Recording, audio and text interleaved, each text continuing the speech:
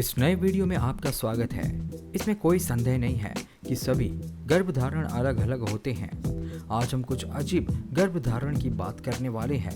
दोस्तों, मैं अभी भी उस जानकारी से बहुत आहत हूँ, लेकिन जैसा कि हमेशा कहता हूँ, मैं एक पूर्ण मर्दवादी हूँ। इसलिए फिर से मैंने ये पता लगाने के लिए सबसे अविश्वसनीय शोध किया है कि अन्य गर्भधारण जो अजनबियों की श्रेणी में आते हैं, और आप कल्पना नहीं कर सकते हैं कि इसमें मुझे क्या मिला है।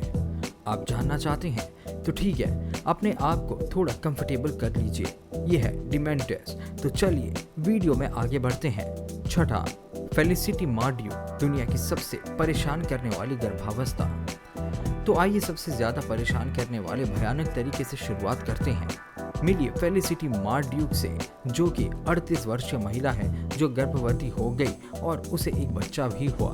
आप सोच रहे होंगे कि इसमें अजीब बात क्या है। जब फेलिसिटी 38 साल की थी तब वो गर्भवती हुई और उसे एक बच्चा हुआ। जब अधिकारियों को पता चला कि बच्चे का पिता कौन था, तो उन्होंने इस महिला को एक लाश को अपवित्र करने के लिए जेल भेज दिया, क्योंकि मिस मार्ड्यू जाहिर तौर पर एक लाश के साथ यौन संबंध बनाने के बाद गर्भवती हो गई थी।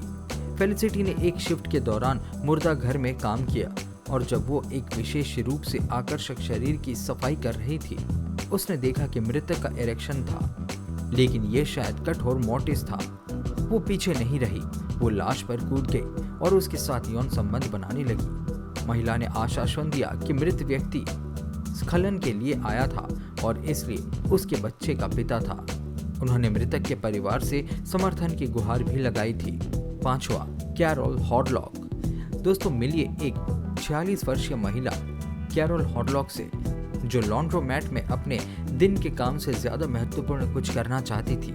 और जैसे ही उसने सरोगेट माताओं के बारे में पढ़ा, उसने महसूस किया कि इस काम से वो ऐसे लोगों को माता पिता बनाने की खुशी दे सकती थी जिन्हें कभी बच्चे नहीं हो सकते थे।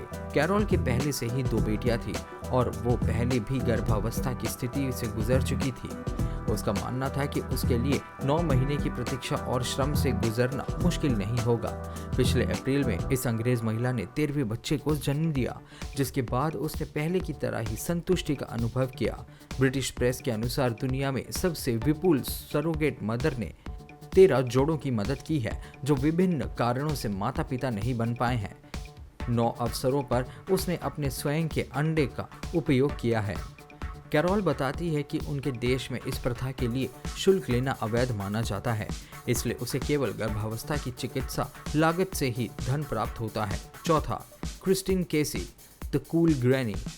दोस्तों, अगला मामला जो मैं आपको बताऊंगा वो सबसे अविश्वसनीय है और जिसे देखकर आप दंग रह जाएंगे।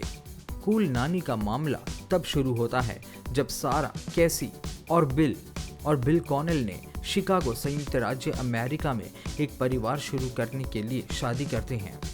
गर्भवती होने के कई प्रयासों और 6 IVF ट्रीटमेंट के बाद समय से पहले जन्म और गर्भपात में जुड़वा बच्चों की मृत्यु, इन सब के बाद सारा कॉनेल और उनके पति ने सरोगेसी पर विचार शुरू किया। इसके लिए उसकी 61 साल की मां क्रिस्टीन केसी ने अपनी स्वेच्छा से दंपति की मदद की पेशकश की। उनका मानना था कि वो उन्हें दुनिया का सबसे बड़ा उपहार दे रही हैं। सारा अपनी किताब ब्रिंगिंग इन फिन में सब कुछ बताती है कि कैसे उनकी मां ने उनके बेटे को जन्म दिया। 61 साल की उम्र में क्रिस्टीन केसी ने अपने पोते को एक चिकित्सा चमत्कार और एक पूर्ण विरोधाभास को जन्म दिया।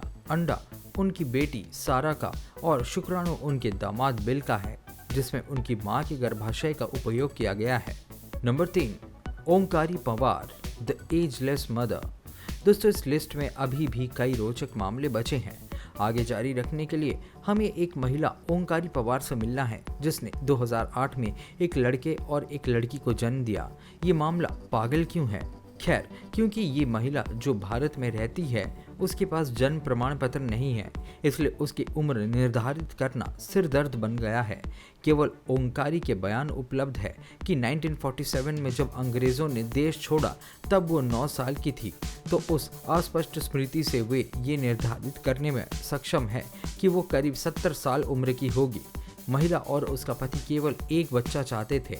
महिला का पति खेतों को संभालने का काम करता है जो उसे विरासत में मिला है, इसलिए उन्होंने IVF उपचार के कराने का फैसला किया, जिसके परिणाम स्वरूप महिला को 70 साल की उम्र में जुड़वा बच्चे पैदा हुए, एक लड़की और एक लड़का।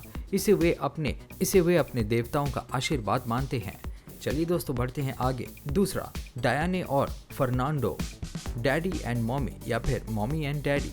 दोस्तों, फर्नांडो मचाडो एक ट्रांस मास्कुलिन एक्टिविस्ट है। वो एक महिला के रूप में पैदा हुआ था, लेकिन जब वो जवान हुआ तो उसे एक पुरुष की तरह महसूस होने लगा, जिसके बाद उसने अपना जेंडर चेंज करवाने का फैसला किया।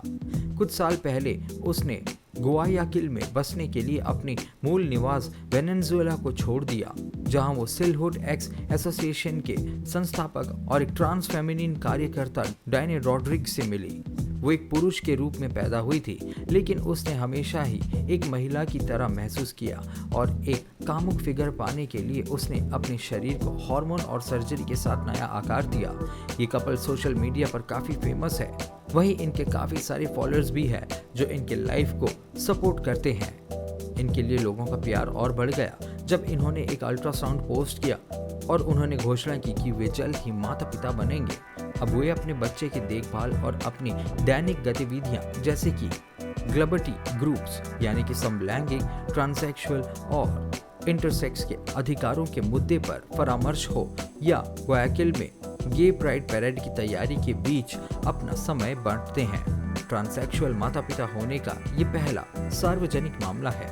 Number 1, Katja Harjane, exercise addicted pregnant women.